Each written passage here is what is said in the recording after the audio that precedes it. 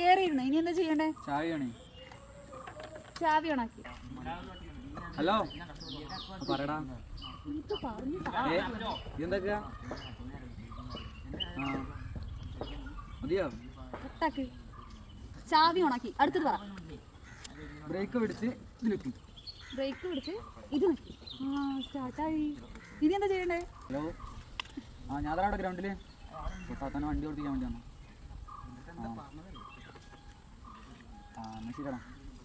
മതി. ചാവി കൊടുത്ത് ബ്രേക്ക് പിടിച്ച് സ്റ്റാർട്ടാക്കി. ഇനി എന്താ ചെയ്യണ്ടേ?